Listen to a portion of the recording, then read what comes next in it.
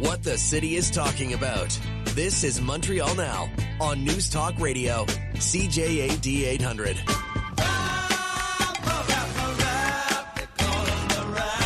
That is James MENNIE of the Montreal Gazette. James, apparently there is a new possible candidate for the Quebec Liberal leadership. Isn't that something? I'm just hopping up and down with excitement because it's the field is just broadening exponentially, or maybe it isn't. No, I find it, and it's kind of interesting because here we have that very nice Antoine Tardif, who's the mayor of Victoriaville, and he's not sort of like dismissing the whole idea out of hand. And what gets me now is everyone's kind of looking like this is somebody's got to be able to.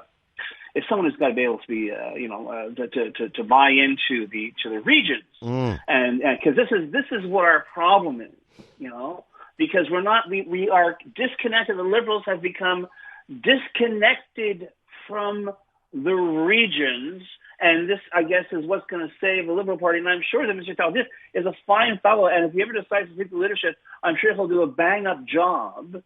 And I see that some of the usual, brain trust experts are saying, well, it has to build bridges with between Montreal and the regions. And I'm thinking, you mean apart from the one that's already there that's made out of money, we got to have more bridges between the regions and Montreal? Because that's a dynamic that I think a lot of Quebecers, up until recently, were quite able to understand and accept that Montreal, and we've had very high-ranking political people, David, who have said that Montreal is the economic engine of Quebec.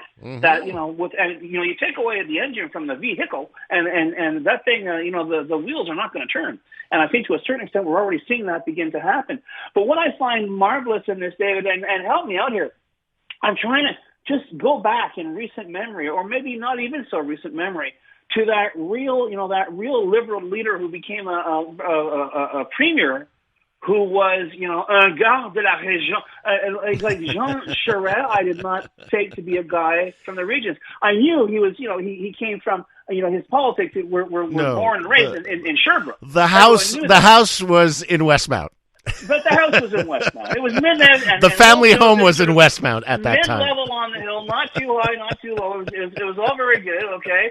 Or a guy like Philippe Couillard was not exactly like, he didn't give up lumberjacking to come into politics. Outremont. So it's like the other side of the hill, okay? So all of a sudden, though, and I got nothing against Victoriaville, okay? I hear the hockey sticks there are great.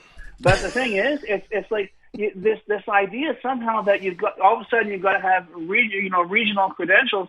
I think is rubbish. I think the problem is you have to have the credentials that you're not going to treat the liberals, volunteers, the flesh and blood of your party like garbage, the way some liberal higher ups have done in the past, which led to that alienation between the rank and file. And what you like to refer to as the brainiacs, because this is the fundamental problem. It wasn't suddenly, when will the Liberals ever, break through Quebec? The Liberals used to run the table in Quebec, and all of a sudden that stopped. And what happened? Well, from what we could tell in the postmortems, certainly in 2018, is that they stopped listening to the very people who kept putting them in power, and that is the problem here. So I wish Mr. Tardif all the luck in the world. And I hope it all goes well. But please, Liberals out there, and as my colleague David says, don't waste too much time. We'll listen to the brainiacs. Judge a leader on what he or she's going to be able to bring to the party, no matter where they are from. I think this is a very false dynamic to create, saying that suddenly the messiah for the Quebec Liberal Party is going to come from le pays en haut. It ain't going to happen. The right person will come at the right time and from the right place. But don't start talking that all of a sudden, if you're from Montreal, that's a big X against you. I think all you're doing is hurrying the thus far slow motion self-immolation of the Quebec Liberal Party. I'm afraid I have to agree with you on that one, James. Don't sound so begrudging. I'm not. I'm not. I'm that aware was I'm that allowed wasn't to hit the nail on the head every now and then, that Dave, wasn't you me know. begrudging. I remember I ran for this party, so I'm Yes, like I understand. I that. represented this party. It wasn't Yeah. begrudging you. It was total discouragement. Yeah. That was the emotion I But you know was what? conveying. I think we both know, and I think a lot of people out there listening to us right now, no, it doesn't have to be this way. It is. I don't know why. Honestly, I don't know why there isn't a palace revolt right now. Saying, you know what, the hell with you. You have proved that you're completely incapable of writing this party, and I don't know if you can have like a Potemkin Steps Day. I don't know. I mean, it's time that someone took charge of that party and pointed it on the right path. Well, there right is, now, James. There is somebody in charge right now. The insistence Mm-hmm. towards what the future is going to hold for this party is what I find most frustrating. At least I know, even the CAC, and no one will mistake me for a fan, but I know where the CAC stands on any number of issues. I know where they are. I know where the PECs are. God help me, I even know where Quebec Solidaire is, even though Quebec Solidaire itself is having some issues on that right now. But the Liberals, it's like, who's running the show? Who is listening to whom? Who is making the game plan? It's like it seems that it is just a bunch of folks who get together who think that we have the master plan here and it's going to work. And the fact is, and all I can go by are the polls, David. It ain't working at all. It's not. I really want your take on these most recent stats on violence in Montreal. I mean, we just heard during the news, James Mayoff did his report, and the city of Montreal is saying, if you compare with others, we're not a violent city. Obviously, you can't compare ourselves to the murder rate in Chicago. 16 murders is a light evening in Chicago. Yeah, but this isn't Chicago. But something's happening, isn't it? Yeah, there's not just something that's happening. Listen, first of all, I think there's something and to me, what I find more frightening is when the cops are telling us as if we should take some relief. Well, it wasn't organized crime, It was a big brawl that degenerated, and I got to tell you, for the past 10 years, and I'm a breaking news editor over at the Gazette, and I've seen this, and I covered crime. My God, I've been doing this for more than 40 years, Dave. I've been covering crime. The difference between now and 10 years ago and 20 years ago, people say, well, what about the biker war? I'll tell you about the biker war, the biker war, you could actually see it, being laid down alongside the everyday life of Montreal, and it was terrible. There were bombs going off. It was extremely dangerous.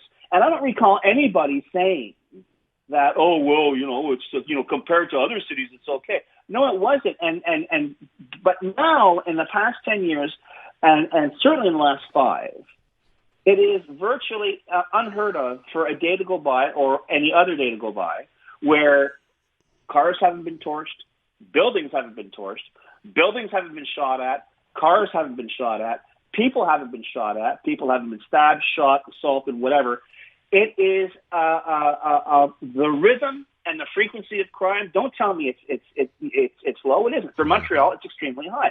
And the thing that scares the hell out of me the most, David, is I just get a feeling in terms of these incidents, in terms of the way they occur, there is a general consensus, a feeling of impunity on the part of those people who are doing this. And that's something I never felt before. Even when I was covering the biker wars, these guys knew what kind of hell they were raising, and when they killed a kid with a misplaced bomb, you knew that they knew they'd made a terrible mistake. I don't think that makes a bit of difference whether it's organized criminals, unorganized criminals. There is no doubt in my mind that this city is less safe than it used to be. And remember, I've always said, David, the city is only as safe as the citizens who live in it think it is. Right. And I'm not entirely sure there are people, and I mean, I've had conversations with people who are not, they're not celebrity gibbets, scaredy cat kind of Karen types, but they'll say, I think twice. Like, I get invited downtown at night. I think twice, not because I think I'm going to be deliberately shot, but I might get shot by mistake. I don't want to go to Old Montreal in the middle of some big festival or whatever, not because I'm going to be deliberately stabbed, but I might get stabbed by mistake. That is beginning to seep into people's consciousness. And I don't care how many statistical analyses you can throw up and say, or what StatsCan loves to do with the murder rate is this number of murders per 1,000 inhabitants, right? So it completely skews things. I remember a few years back when all we were hearing about were daily homicides, daily shootings in Toronto. Mm-hmm. But for StatsCan's numbers came out, it was the city of Lethbridge, Alberta. That was the murder capital of Canada. I actually called the mayor. I was writing a call, and I called the mayor, whose head was just exploding. But this is it.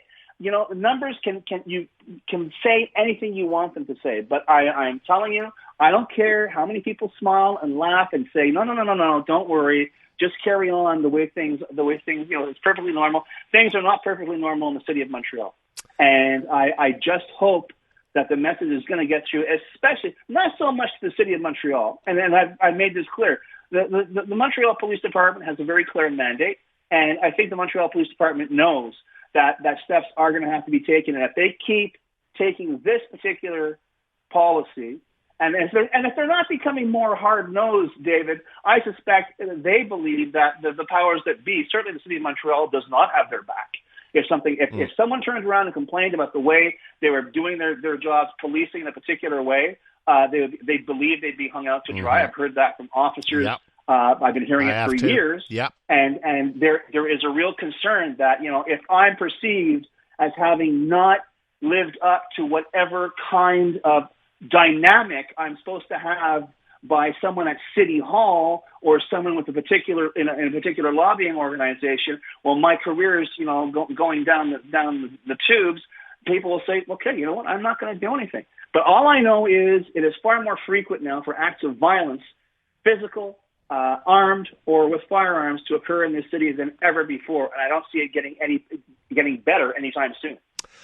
As always, I thoroughly enjoy our conversations. You get Aaron back tomorrow. Thank you so much, James. Always a pleasure.